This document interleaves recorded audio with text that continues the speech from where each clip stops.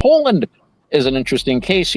Poland originally was seen as an ally of Germany. I have posters somewhere of Germany and Poland, the two eagles, the white eagle and the black eagle, and together they will hunt the bear, stuff like that, destroy the Russians. And at that time, I think Poland was being led by a kind of a right-wing dictator type.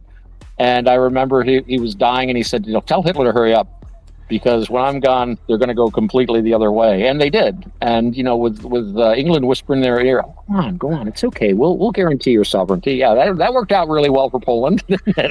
Now, talking about socialism, I pulled up the information that you guys needed about Canada, if you want to hear it. Sure. No. No, this is Look at yours, Don. Canada. Does it stop you? Canada actually amazes me. It continues to amaze me in a lot of ways, and this actually is pretty interesting stuff. Okay, so while Canada entities own 15 million acres in the U.S., the United States government and private American entities do not own land in Canada in the same sovereign sense. Ownership in Canada, this is cool right here. This is where it gets weird. Ownership in Canada generally falls into three categories. One, U.S. I'm listening to that talk about Canada. Like that. No, one, U.S. corporations and private ownership, where American companies and individuals do not own significant assets and private property in Canada, though it isn't tracked as a single acreage figure by the Canadian government in the same way that the USDA tracks foreign ownership. Anytime somebody says the word significance, I always have to wonder what they actually mean. Now, the U.S. controlled enterprises hold the largest share of foreign-controlled assets in Canada. That accounts for 50.1% of all assets. This ownership is concentrated in sectors like mining, oil and gas, and manufacturing. Of course. Now, most Canadian land, roughly 89%, is Crown land, which is owned by federal or provincial governments. Private ownership is limited. Actually, incorrect. Technically owned by the monarch. Well, that's basically it's the government that is facilitating, is managing it. It's owned by Great Britain. Crown land. Technically speaking. Crown land. That's why they call it Crown. Yeah. But you said owned by governments, and Well, that's how they're trying to be politically correct. They don't want to tell everybody that your king or your queen is freaking running the show. And I've been trying to be nice about that, because I know Canadians, that's like a make-believe freaking country. Like, we all know that.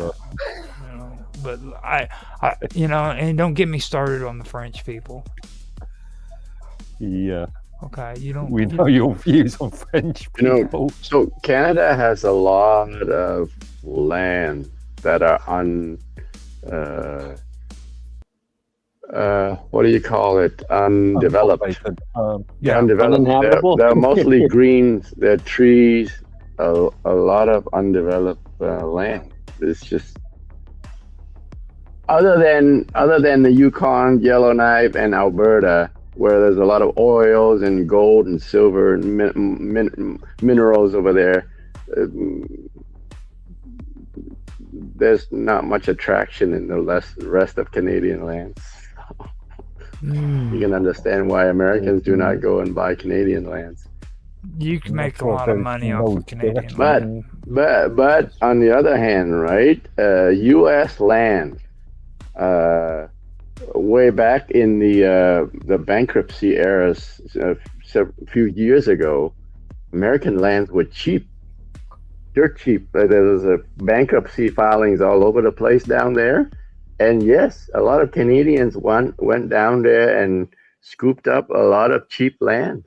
Bunch of thieves. No, we're not thieves. We bought it fair and square. It's just you guys bankrupt yourself. We bailed you out. Anyway, no, I was kidding. Mark's trying the to talk. rules made it very easy.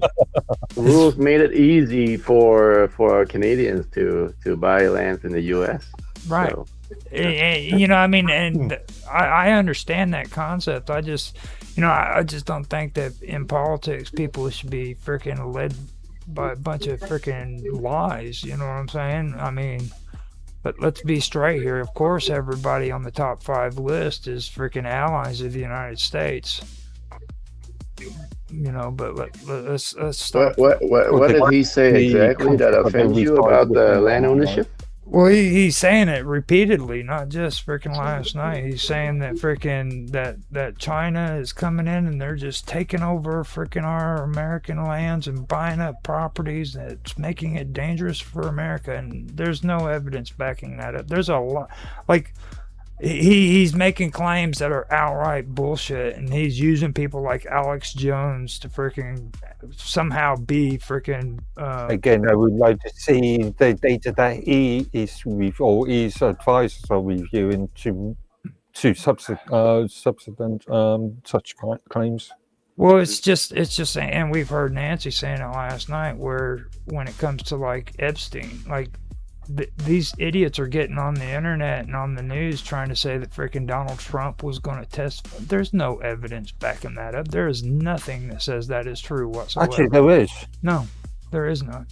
I did see something only within the last couple of days. I've said it 4 or 5 different times. I was like, if you can find the actual hard evidence saying that Donald Trump was going to testify against Epstein in any way other than a civil court case where he was on a list for a victim and never even actually had to testify in that case. If you can find anything other than that, freaking present it. And you know what? To this day, nobody's been able to do it. And they still talk about this crap like it's actually true, and it's not.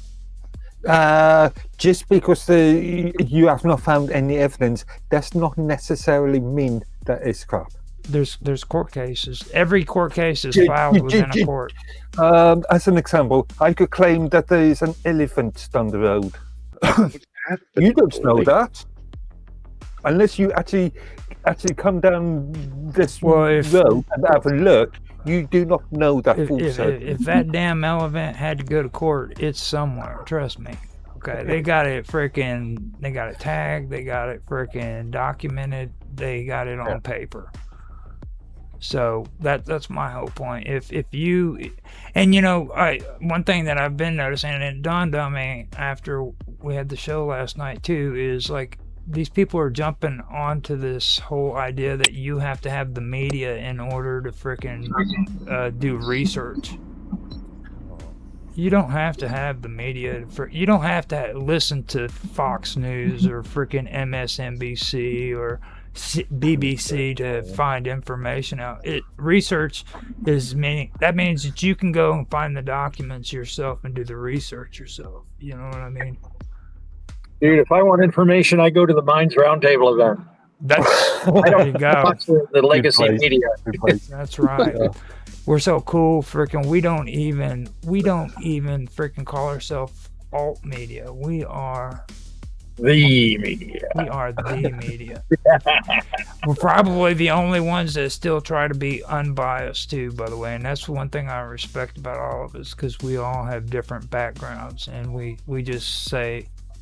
That's about as unbiased as you can get. Yeah. We can have our own biases, to be fair. But we've got a mix of them, and we mix it up when we have these conversations, you know? We respect each other's biases. Well, except for Mark. We might disagree, but yeah. Except for Mark. He looks down on all of us. Well, you know, that's kind of unavoidable. I would agree with the statement that we all have our own biases, except Mark Edworthy. He has no bias. Yeah. Eventually. He reminds me of what's his face off The Big Bang Theory. The nerdy guy, the brainiac guy. Yeah, young Sheldon. Sheldon. He reminds me of Sheldon. He does. He's analytical about everything. I never watched that show. So many things I've never watched. Well, gentlemen, I have to sign off for now because I just got out of the laundromat, as you might have heard, and I got a couple things I got to run around and do. Okay. And the phone's going in and out, and I got to get ready for the quantum gathering not long from now. Right on. So Yeah, we're almost at the top of the hour. I can't believe it. We've actually had a good conversation. You've gone through 2 hours. I joined 1 hour late, but yeah. Yeah, 1 hour late is always on time for you because it's always worked out that way. Yeah, we start at 5, you come in at 6. I'm in Eastern time. Right. Well, I mean that's how it's always worked out for you on your scheduling, so it's kind of expected, Yeah. Yeah, there you go. Well, gentlemen, hopefully I'll see you guys a little later on. Okay. Sounds good. All right, Alan. Right. Talk to you later. Keep the conversation flowing. Good to Okay. talk to you all. Bye, guys. Man. Bye.